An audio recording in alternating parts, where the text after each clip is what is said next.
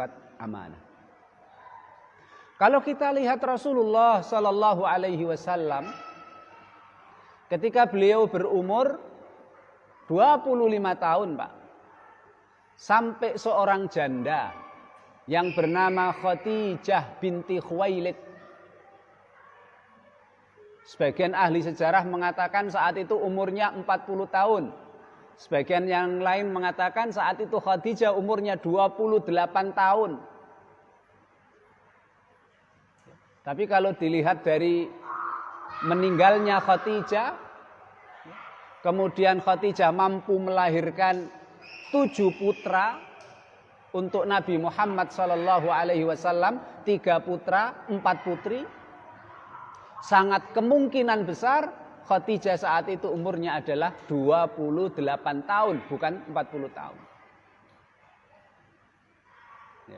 Kenapa Khadijah sampai terpesona dengan Nabi Muhammad sallallahu alaihi wasallam?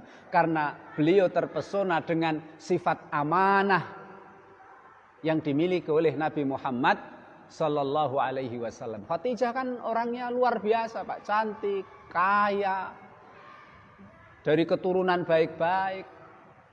Pembesar-pembesar kafir Quraisy Mekah itu pengen mempersunting Khadijah dari lama.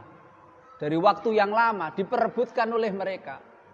Tapi ternyata jatuh pilihan Khadijah binti Khuwailid jatuh kepada Nabi Muhammad sallallahu alaihi wasallam yang saat itu umurnya 25 tahun. Karena sifat amanah yang dimiliki oleh Nabi Muhammad sallallahu alaihi wasallam. Khadijah pinter, Pak. Ketika beliau mendengar ada seorang pemuda namanya Muhammad sangat amanah, maka Khadijah menawarkan Rasul untuk bekerja di kafilah dagangnya. Akhirnya Rasul terima.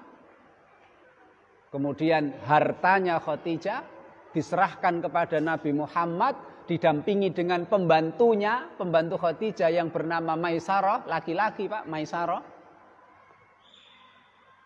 Rasul dan Maisarah membawa hartanya Khadijah untuk diperdagangkan, perjalanan dari Mekah ke Syam. Dari Syam balik lagi ke Mekah. Khadijah meminta kepada Maisarah untuk melihat gerak-gerik, tindak tanduk, ucapan, sifat yang dimiliki oleh Muhammad sallallahu alaihi wasallam saat itu. Ketika pulang dari perjalanan, Rasulullah sallallahu alaihi wasallam dengan amanahnya mendapatkan keuntungan yang banyak.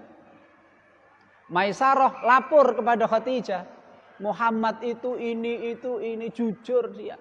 Kalau barang yang dijual itu ada cacatnya, disampaikan ini ada cacatnya, harganya yang bernama Nafisah. Nafisah, tolong datang kepada Muhammad, sampaikan keinginan saya untuk menikah dengan dia. Khadijah pintar, Pak, tidak terus langsung Nabi Muhammad ditembak di tempat, enggak. Khadijah ngutus mak comblang, namanya Nafisah. Sehingga singkat cerita terjadi pernikahan. Rasulullah Shallallahu Alaihi Wasallam memberi mahar, berapa Pak maharnya? 20 unta muda. Isrina bakrotan, 20 unta muda. Berarti Rasulullah sugih, Pak, ya. Kaya, memberikan mahar 20 unta muda. Kemudian di tahun yang ke-30 ketika Rasulullah sallallahu alaihi wasallam berumur 35 tahun. Terjadi banjir di Mekah. Ka'bah berantakan. Orang Mekah ingin membangun Ka'bah. Orang Mekah itu kan musyrik, Pak. Tapi mereka tidak mau membangun Ka'bah dari harta haram. Bayangkan. Mereka musyrik, menyembah berhala. Tapi mereka ketika mengumpulkan bantuan, mengumpulkan sedekah untuk mengumpulkan donasi istilahnya untuk membangun Ka'bah, mereka tidak sembarangan menerima donasi. Mereka mengharapkan dan mereka memberi syarat siapapun yang beri bantuan untuk membangun Ka'bah diminta uangnya itu harus uang yang halal. Padahal mereka syirik itu. Itu saking hormatnya dan memuliakannya mereka kepada Baitullah kepada Ka'bah. Ketika sudah dibangun, Hajar Aswad sempat hilang Pak, nggak ketemu. Setelah dicari bersama-sama akhirnya ketemu. Ketika Hajar Aswad ini akan diletakkan pada tempatnya, para ketua-ketua kabilah ini rebutan. Saya, kabilah saya, rebutan. Akhirnya mereka sepakat. Siapapun nanti yang pertama kali masuk ke Masjidil Haram ke sini, maka dialah yang berhak meletakkan Ka'bah. Memang orang musyrik saat itu suka judi, Pak, istilahnya. Suka seperti itu, suka ngundi nasib. Apapun mereka, kebanyakan urusan-urusan mereka yang mereka perselisihkan itu, mereka selesaikan dengan undian seperti itu.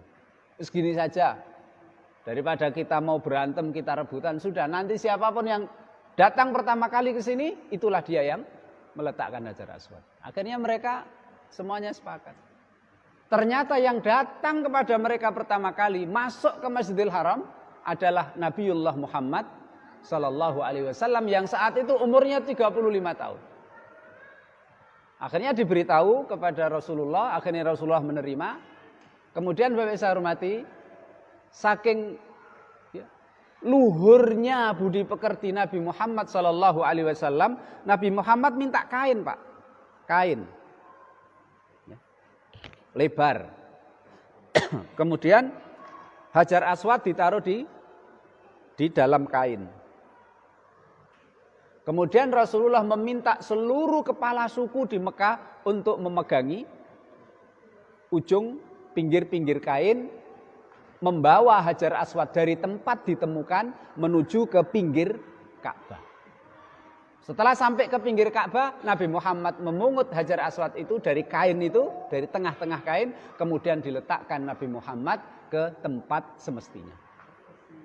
Mulai saat itu Rasulullah terkenal, disebut dengan Muhammad Al-Amin, Muhammad Al-Amin, Muhammad yang bisa dipercaya, Muhammad yang bisa dipercaya. Itulah Rasulullah Sallallahu Alaihi Wasallam. Seandainya Rasulullah mau, Pak, karena ternyata memang putusannya Rasul yang punya hak untuk meletakkan Hajar Aswad pada tempatnya. Kalau Rasul mau, Rasul ambil Hajar Aswad itu, diletakkan sendiri ke tempatnya, bisa. Itulah budi pekerti Rasulullah Sallallahu Alaihi Wasallam. Rasulullah kepingin semuanya ikut andil, sehingga tidak ada lagi perselisihan di antara kepala suku. Kemudian Rasul terkenal dengan sebutan Al-Amin. Ketika Rasulullah 5 tahun berikutnya Rasulullah diangkat jadi nabi, Pak. Ketika menyampaikan dakwah, banyak yang menolak dakwanya, tapi tetap menitipkan barangnya yang berharga ke rumah Nabi Muhammad Sallallahu Alaihi Wasallam. Kalau diajak ayo beriman, nggak mau. Tapi kalau dia mau pergi jauh, menitipkan barang berharganya kepada Nabi Muhammad Sallallahu Alaihi Wasallam. Wahai Muhammad, saya mau pergi jauh, saya titip barang ini di rumah kamu.